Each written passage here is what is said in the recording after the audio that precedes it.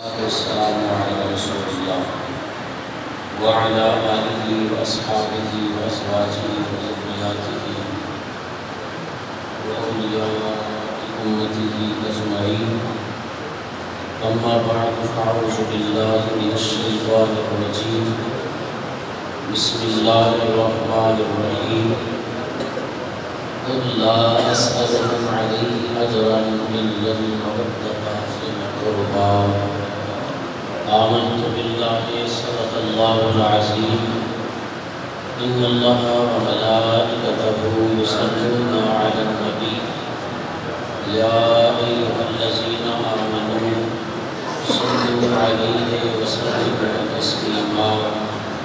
تمام احباب انتہائی عقیدت سے محبت سے آواز بلند پیارے کریم آقا صلی اللہ علیہ وسلم کی ذات اقدس پہ درود و سلام پیش کیجیے گا.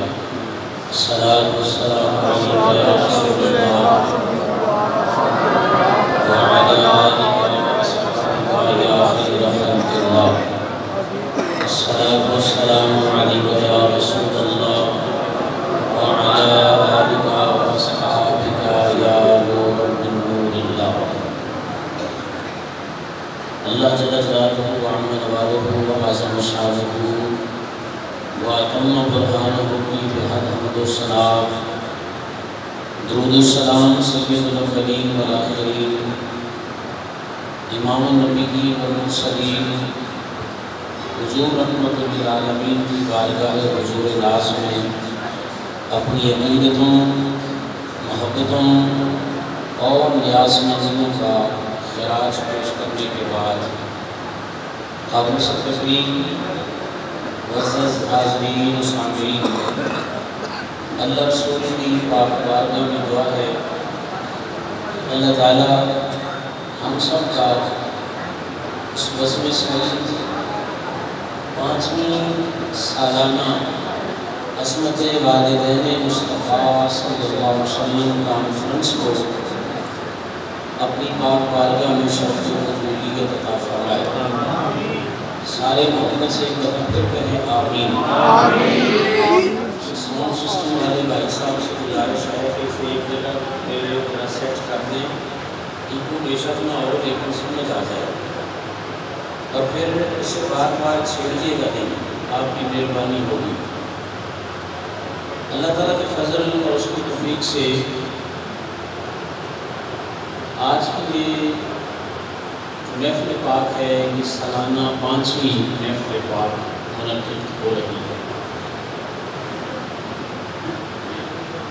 اور اگر میرا حافظہ ٹھیک سے کام کر رہا ہے میرا خیال ہے میری بھی یہاں 5ویں حاضری ہے.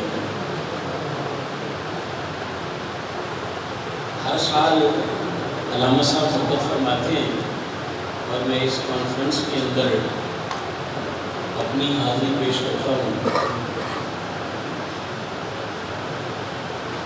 یہ صرف اس سال کا مسئلہ نہیں ہے، یہ ہر سال ایک مسئلہ یہاں ہوتا ہے. آنے والا جو نعت خواں ہے، جو خطیب ہے، وہ کبھی تو کہتا ہے کہ تو ہمیں سنن دے بات نہیں آتا، اسی سبحان اللہ نہیں کہہ رہے. کبھی ہم ساؤنڈ سسٹم کا کوئی نقص نکالتے ہیں، کبھی سامعین کو کچھ نہ کچھ کہنا شروع کر دیتے ہیں. میں سوچ یہ رہا تھا کہ اصل بات یہ ہے کہ یہ اسٹیج جہاں ایک عرصہ دراز سے علامہ محمد یوسف نقشبندی صاحب خطاب فرماتے ہیں اور حضرت بحمد اللہ تعالیٰ بہت اچھے زبردست خطیب ہیں. ان کی اسٹیج پر بولنا تھوڑا سا مشکل ہو جاتا ہے. آپ کو میری بات سمجھ آ رہی ہے؟ لوگوں کو سرسو ہلاؤ میں گل کر رہا ہوں پڑھنے والا. اتنا بڑا خطیب ہونا، اس کے اسٹیج پر گفتگو کرنا یقیناً مشکل ہو جاتا ہے. مشکل تو ہوتی ہے ہمارے اپنے لیے. اتنے بڑے نامی گرامی بہت بڑے عالم اور باعمل شخصیت کے اسٹیج پہ گفتگو کرنا مجھے میری مسجد کے اندر 15 سال ہو گئے، مجھے 15 سال ہو گئے ہم سالانہ 12 روزہ محافل اپنی مسجد کے اندر کرتے ہیں۔ اس دفعہ ہمارا 15واں پروگرام ہے اور ہم ہر سال کوشش کرتے ہیں کہ اچھے سے اچھے علماء کو دعوت دی جائے، خطباء کو بلایا جائے، ان سے اللہ رسول کی پیاری پیاری باتیں سنی جائیں۔ ایک ماہ پہلے جب ہماری مسجد انتظامیہ کی، وہاں میں نے ایک یونٹ بنایا ہوا ہے انجمن ندائے اسلام کے نام سے، نوجوان ہے جس طرح یہاں انجمن حفاظ کرام ہے، اور اس میٹنگ کے اندر ہمارے اہل محلہ مسجد انتظامیہ اور ہماری انجمن ندائے اسلام کے جو نوجوان تھے، انہوں نے کہا جی ہمیں 15 سالوں کے اندر ایک ہی مولوی صاحب پسند آئے، حالانکہ میں نے اپنے کی بڑے بڑے نام ہیں جنہیں بلایا محافل میں، انہوں نے کہا جی ایک ہی بندہ ہمیں پسند آیا، وہ کون سا؟ وہ نام علامہ محمد یوسف نقشبندی صاحب کا تھا۔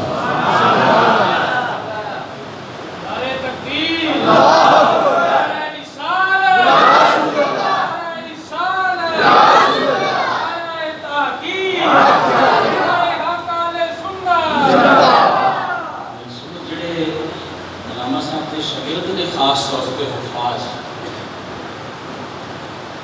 ان کا تو حق بنتا تھا اس نعرے کا بڑا محبت سے جواب، پورے جوش سے جواب دیتے آ رہے، نوجوان ہی زیادہ نظر آ رہے ہیں، اور نعرہ لگے اور پھر جواب ذرا تھوڑا تھوڑا ہو تو مزہ نہیں ہے۔ بلند آواز سے بولیے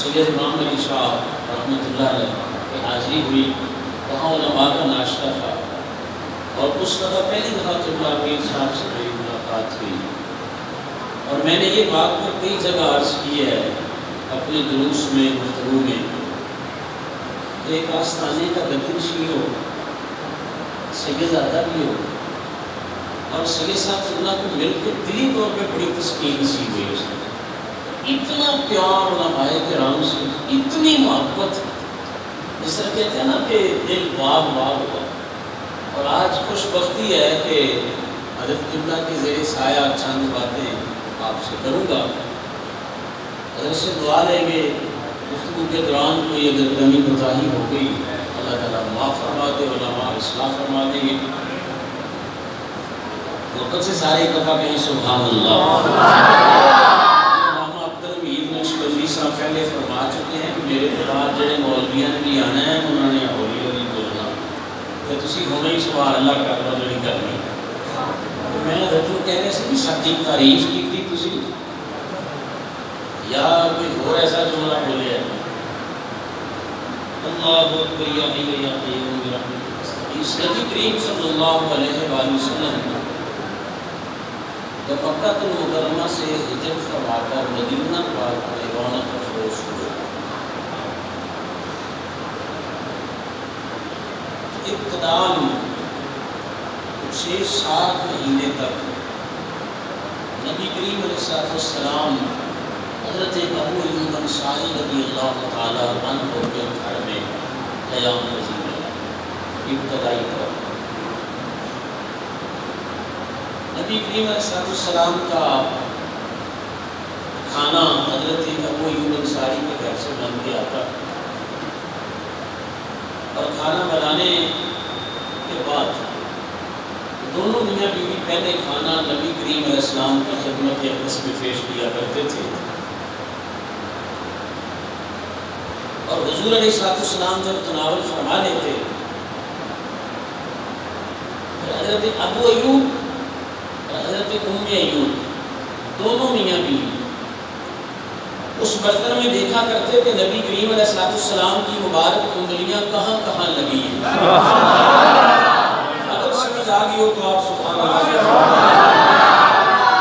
یہ واقعی مشکل ہے ذرا یہاں سمجھ آنا اور گفتگو کرنا،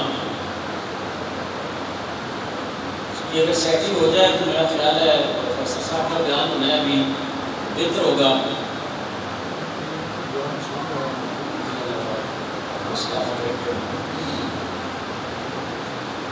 نبی کریم علیہ السلام کی مبارک انگلیاں کہاں لگی ہیں وہ دیکھا کرتے، اور جہاں نبی کریم علیہ السلام کی مبارک انگلیاں کے انگلیوں کے نشان پڑے ہوتے، کھانا وہاں سے پہلے اٹھا کے اسے تبرک سمجھ کے کھایا کرتے اور اپنے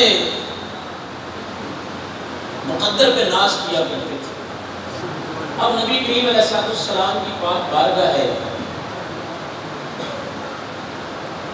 صحابہ اکرام آتے ہیں، یہودی عیسائی وہ بھی آتے ہیں، نبی کریم علیہ السلام کا شہرہ چرچا نام سن کر آتے،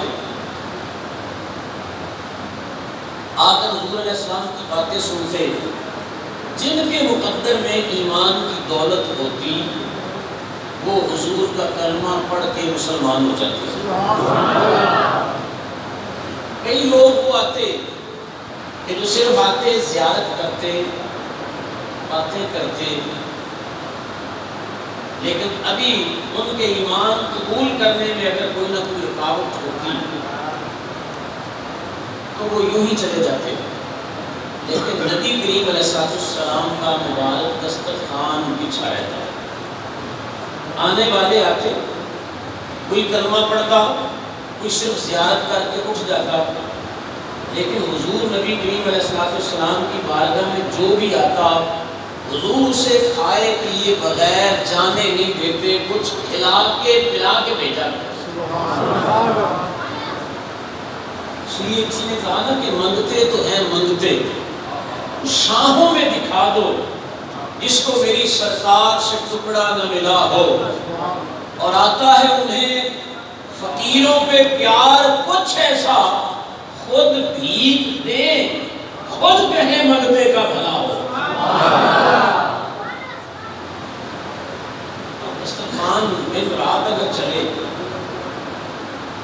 ظاہری بات ہے کہ اخراجات تو ہوتے ہیں۔ نبی کریم علیہ السلام کے مدنی صحابہ نے آپس میں بیٹھ کر مشورہ کیا، انہوں نے کہا دیکھو نبی کریم علیہ السلام کی نشان ہے، اس پہ لوگ کثرت سے آتے ہیں، دن رات کام چل رہے ہیں، اور حضور علیہ السلام ابھی ہجرت فرما کے مکہ سے مدینہ پاک میں رونق افروز ہوئے۔ ہم ایسے کریں تھوڑے تھوڑے پیسے جمع کریں، غلہ اکٹھا کریں، پھر حضور علیہ السلام کا مبارک معمول یہ بھی ہے کہ نبی کریم علیہ السلام کی پاک بارگاہ کے اندر آ کر کوئی بندہ یہ کہتا ہے یا رسول اللہ بے لباس ہوں، کپڑے نہیں ہیں، کوئی آ کے کہتا ہے یا رسول اللہ گھر میں کھانے کے لیے کچھ نہیں ہے، تو رسول اللہ صلی اللہ علیہ وسلم جو اس کی طلب ہو حضور سے عطا فرماتے ہیں۔ ہم ایسے نہ کریں کہ ہم یہ چیزیں جمع کریں اور نبی کریم صلی اللہ علیہ وسلم کی پاک بارگاہ میں پیش کر دیں، ہم کہیں گے یا رسول اللہ صلی اللہ علیہ وسلم آپ کے وسیلے سے اللہ تعالیٰ نے ہمیں قرآن، ایمان، اسلام کی دولت عطا فرمائی، ہم یہ آپ کی پاک بارگاہ میں نذرانہ محبت پیش کر رہے ہیں۔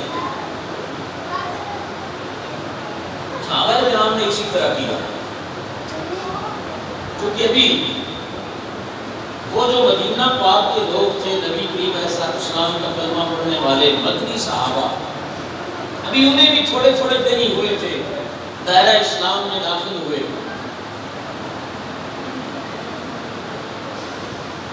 میں خود اپنے ذہن میں اگر سوچوں تو میرا ذہن یہ آواز دیتا ہے یہ بھی ان لوگوں کو بھی یہ پتہ نہیں چلا تھا کہ نبی کریم علیہ السلام کی بارگاہ وہ نہیں ہے جہاں امتی کچھ پیش کرے. حضور کی بارگاہ وہ ہے کہ ساری کائنات حضور کی بارگاہ میں سائے مانگ کے کھڑی ہوتی ہے.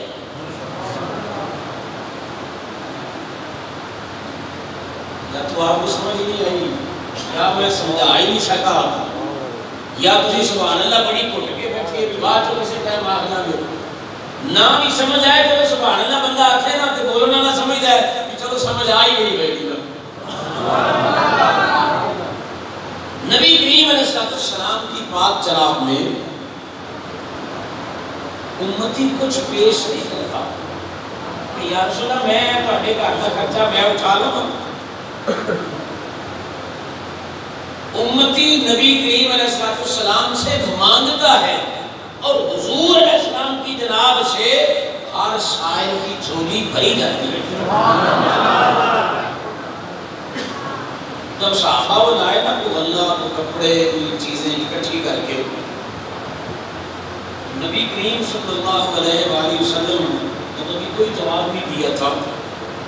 اللہ تعالیٰ نے قرآن کریم کی آیت مبارکہ نازل فرمائی قل محبوب ان لوگوں کو کلمہ پڑھنے والوں کو اپنے غلاموں کو بتائیں انہیں فرمائیں لا اسألکم علیہ اجرا میں تم سے کچھ نہیں مانگتا کہ تمہیں قرآن سنا رہا ہوں. میں نے تمہیں اللہ کی بندگی کا طریقہ بتایا. میں نے تمہارا تعلق رب کائنات سے جوڑا. میں تم سے کچھ نہیں مانگتا. لا اسألکم علیہ اجرا کچھ نہیں مانگتا الا المودۃ فی القربى. اب مفسرین کی آراء یہاں بڑی مختلف ہیں. ہم سادہ ترجمہ یہی کریں گے کہ تم میری آل پاک سے مودت محبت پیار کرتے ہو. اس کے علاوہ میرا کلمہ پڑھنے والوں میں رب بھی کچھ نہیں کہتا اور رب کا بھی اعلان یہی ہے کہ تم سے اور کسی چیز کی کوئی ضرورت نہیں بس حضور کی آل سے محبت تم کرتے جاؤ. صحابہ نے محبت کر کے دکھائی ہے. حضور علیہ السلام کی آل سے محبت کر کے صحابہ نے دکھائی ہے. ایک جنازہ ہے مدینہ پاک کے اندر اور جنازے کے اندر حضرت مولا حسین علیہ السلام بھی تشریف فرما تھے. جب جنازہ پڑھا گیا لوگ اپنے اپنے گھروں کو جانے لگے.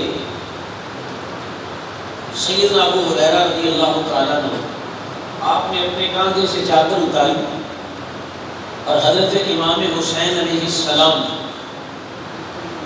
آپ کے مبارک جوڑے آپ کے نالین آپ کے مبارک جوتے انہیں اپنے سر کی چادر سے صاف کرنے لگ گئے.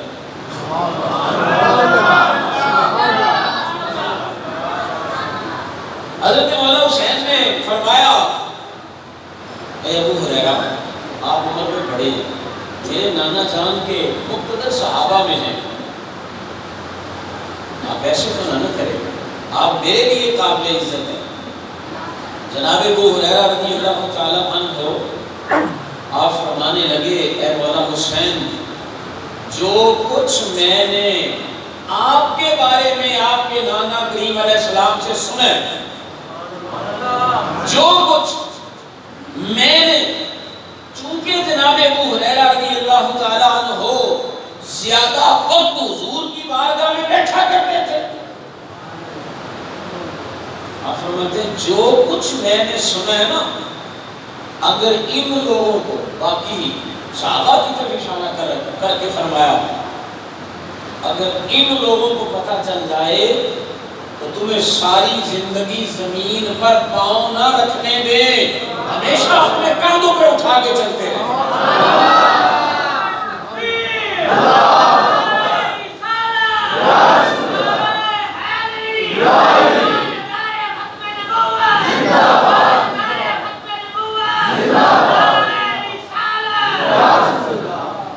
اس کی طرف بولنے بہت زور لگ رہے ہیں، واقعی بولنے والے بندے کے لیے ایسے ہی ہوتا ہے کہ جس طرح ان کی گلے کو چھری لگی ہے، تو تسی نعرے کو زور سے لائی رکھو ذرا، نعرہ ذرا دوبارہ لگنا ہے۔ نعرے تکبیر، نعرے رسالت، نعرے حیدری۔ نبی کریم علیہ السلام کی آل پاک کا ذکر پاک سن کے جو بندہ خوش ہوتا ہے نا، ذکر ہو حسنین کریمین کا، سیدہ سلام اللہ علیہ آقا، جو بندہ خوش ہوتا ہے نا، اس کا خوش ہونا اس بندے کے جنتی ہونے کی نشانی ہے کہ یہ بندہ جنتی ہے۔ اچھا نبی کریم علیہ السلام کی آل پاک کو بڑی بڑا رہا ہے۔ حضرت عبداللہ ابن مبارک رحمۃ اللہ علیہ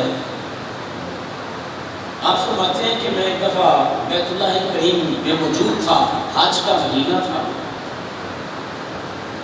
دنیا بھر کے حجاج کرام وہاں موجود تھے۔ آپ فرماتے ہیں کہ میں نے عشاء کی نماز کے بعد بیت اللہ الکریم کا طواف کیا اور طواف کعبہ کر کے میں ایک طرف بیٹھ گیا، ذکر کرتا رہا تھا کہ سامنے اللہ کا گھر نظر بھی آتا ہے اور یہاں تھوڑی ٹیک لگا کے بیٹھا رہوں۔ حضرت عبداللہ بن مبارک رحمۃ اللہ علیہ فرماتے ہیں بیٹھے بیٹھے یوں اللہ تعالیٰ کے گھر کی زیارت کر رہا تھا، زیارت کرتے کرتے میری آنکھ لگی، اور یہ آنکھ جو لگی نا تو دل کی آنکھ کھلی، مقدر نے یاوری کی، مجھے نبی کریم علیہ السلام کی خواب میں زیارت نصیب ہو گئی۔ اللہ کرے ہمیں بھی اس محفل میں حاضری کے بعد ہمیں حضور کی خواب میں زیارت نصیب ہو، محبت سے کہیں آمین۔ اچھا یہ ہم نے کبھی نہیں پوچھا سید صاحب اللہ سے، علامہ صاحب سے، علماء سے کہ سانو وہ وظیفہ دسو کہ نبی کریم علیہ السلام کی خواب میں ہمیں بھی سعادت ہو جائے۔ اسی پوچھ رہے ہیں وہ وظیفہ دسو کہ کاروبار چلے، وہ وظیفہ دسو کہ جاب نہیں کو مل رہی تو کوئی نوکری مل جائے، دکان نہیں چل رہی۔ اچھا نوجوان پوچھے گا کہ شادی نہیں ہو رہی تو وظیفہ دسو، یہ نہیں پوچھتے کہ نبی کریم علیہ السلام کی خواب میں زیارت نصیب ہو۔ اچھا نصیب کو لے بیٹھے ہاں، اگر ہم یہ وظیفہ پڑھیں درود و سلام والا اور نبی کریم علیہ السلام کی خواب میں زیارت ہو جائے، اسے حضور کی زیارت ہو جانی ہے، اس کے تو دنیا آخرت کے سارے کام خود ہی بن جانے ہیں، اسے حضور کی زیارت ہی ہو گئی، اسے مختار کائنات کی زیارت ہو گئی، اسے عمل کون سا رہ جائے گا؟ آپ فرماتے ہیں مجھے نبی کریم علیہ السلام کی زیارت ہوئی، اور حضور علیہ السلام نے فرمایا خواب میں، اے عبداللہ بن مبارک جی میں جو حج کرنا میں کہ حج تو بعد اپنے علاقے جائیں، فلاں محلہ ہے، فلاں گلی ہے، مکان نمبر یہ ہے، احرام ایک مجوسی ہے آدمی، اسے میں محمد رسول اللہ کا سلام دے دینا اور اسے کہنا کہ نبی کریم علیہ السلام نے فرمایا ہے کہ اے بہرام تیری نیکی ہمیں بڑی اچھی لگی ہے، تیری نیکی ہمیں پسند آ گئی ہے۔ عبداللہ بن مبارک رحمۃ اللہ علیہ فرماتے ہیں میری آنکھ کھلی، میں چونک گیا، کہاں مجوسی جو اللہ کی ہستی کا انکار کرے اور دشمن ہو، کہاں نبی پاک علیہ السلام کی ذات کے حضور سے سلام کرتے۔ آپ فرمانے لگے میرے ذہن میں کبھی آتا یہ وسوسہ ہے، میں سوچتا نبی کریم علیہ السلام کا فرمان ہے من رآنی فی المنام فقد رآنی، جس نے مجھے خواب میں دیکھا مجھے ہی دیکھا۔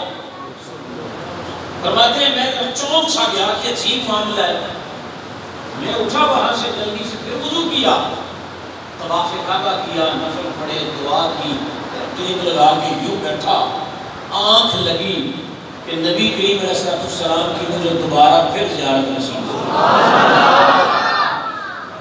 حضور علیہ السلام نے پھر فرمایا اے ابن مبارک یہ کوئی وسوسہ نہیں ہے، یہ تیرا گمان یا زوم نہیں ہے، نبی تمہیں حکم دے رہا ہوں کہ اس بندے کو جا کر میرا سلام دینا اور اسے ساتھ میں کہنا کہ تیری نیکی ہمیں پسند آ گئی. اللہ کے دل مجھے یقین ہو گیا.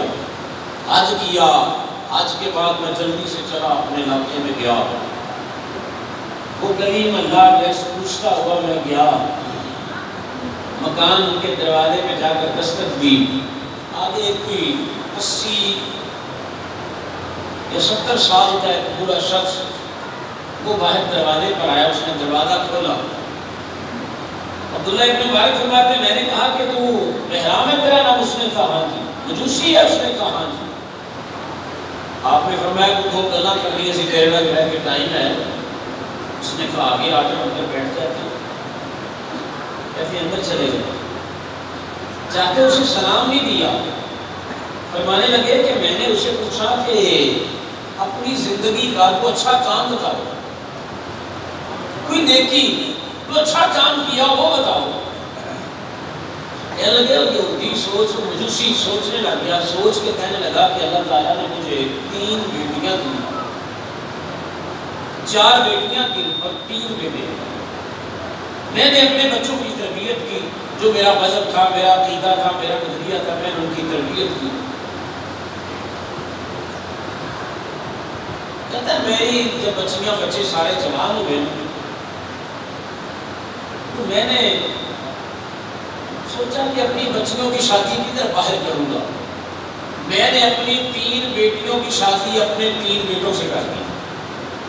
کیا لگا ہے میرا چلتا کام. اب میں نہ ہو اس لیے تو تجھے حضور کی بارگاہ سے سلام نہیں آ سکتا. دلی میں پریشان ہوا. میں نے پوچھا اور کوئی نیکی، اور کوئی میری نظر میں اچھا کام ہو. کہنے لگا ایک میری بیٹی جو سب سے چھوٹی تھی، مجھے اس کے جوڑ کا اور کوئی لڑکا باہر نہیں ملا تو میں نے خود اپنی شادی اپنی اس بیٹی سے نکاح اپنا ہی کرا. عبداللہ ابن مبارک فرمانے لگے میرے تو پسینہ نکل گئے. یہ بندہ پسینہ اور اسے حضور کی بارگاہ سے سلام آتا ہے. عجیب معاملہ ہے. فرمانے لگے کہ میں نے کہا اور کوئی سوچ کے بتا. کہنے لگا جس دن میں نے اپنی بیٹی سے نکاح کیا تھا میں حجرہ عروسی میں ابھی داخل ہونا چاہتا تھا کہ میرے دروازے پہ دستک ہوئی. رات کا وقت تھا. دروازے پہ دستک ہوئی. میں نے دروازہ کھولا. ہمارے فلاں محلے میں ایک مسلمان عورت ہے وہ سامنے کھڑی تھی.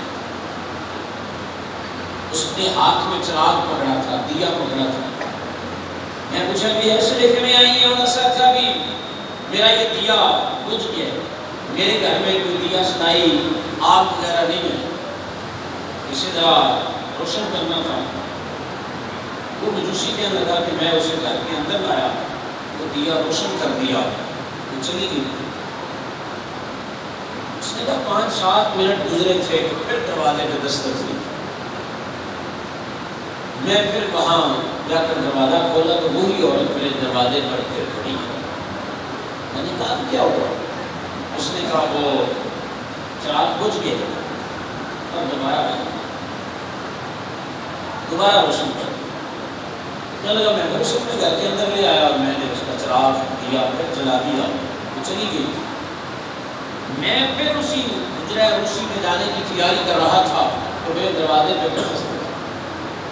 میں گیا تو وہی عورت کھڑی تھی. میں نے پوچھا تو کیا؟ اس نے کہا دیا پھر بجھ گیا ہے، مہربانی کرے ذرا پھر اسے روشن کرے. میں نے اس کا دیا روشن تو کر دیا لیکن میں سوچنے لگا کہ یہ مسلمان عورت ہے، میں مجوسی ہوں، شاید یہ میری کوئی جاسوسی کر رہی ہے، اس لیے بار بار آ جاتی ہے یہ جاسوسی کر رہی ہے. وہ مجوسی کہنے لگا عبداللہ ابن مبارک رحمۃ اللہ علیہ کہ میں بھی اس کے پیچھے ہوتی کہ میں ذرا کھود لگاتا ہوں یہ عورت کون ہے، کہاں سے آئی، اسے بیچنے والا کون ہے. یعنی کہ میں اس کے پیچھے پیچھے وہ چلتی چلتی اپنے گھر پہنچی. اور وہ پرانے زمانے کے اندر گھروں کی دیواریں بھی اتنی ہوا کرتی تھی، چھوٹی چھوٹی، اتنے لمبے چوڑے بال تو کھڑے نہیں کیے ہوئے تھے. اور کسی کا کوئی دروازہ ہے، کسی کا دروازہ ہی نہیں ہے. دروازے ہوتے تو وہ بھی بڑے سادہ.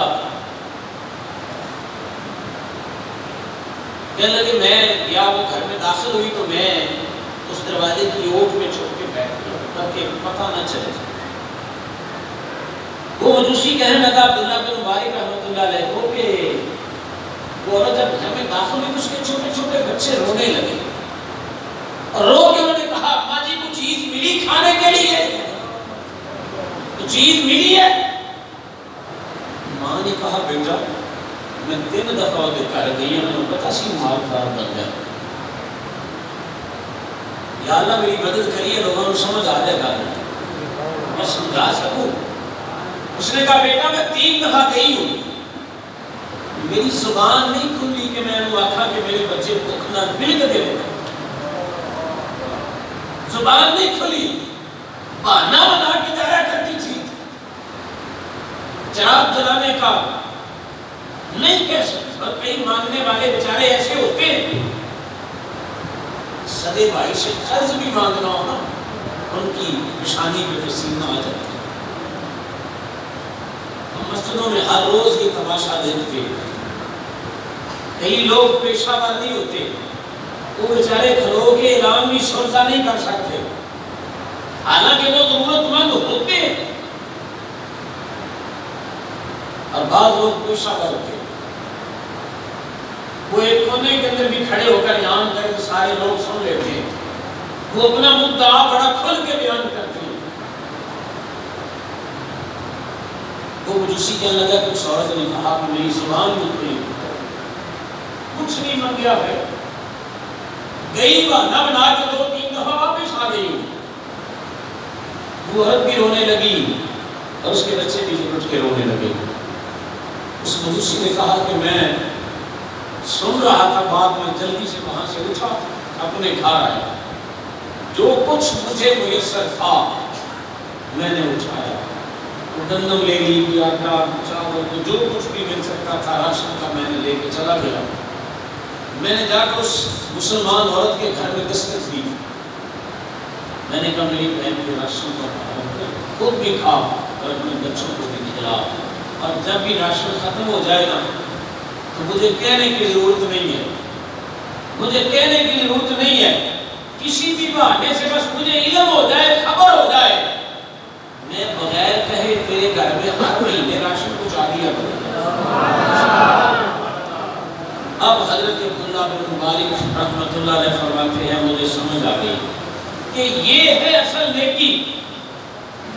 ایک مسلمان گھرانے کو، ایک مسلمان عام عورت کو خوش کرنے سے میرے مصطفیٰ کی پاک بارگاہ سے سلام آتا ہے.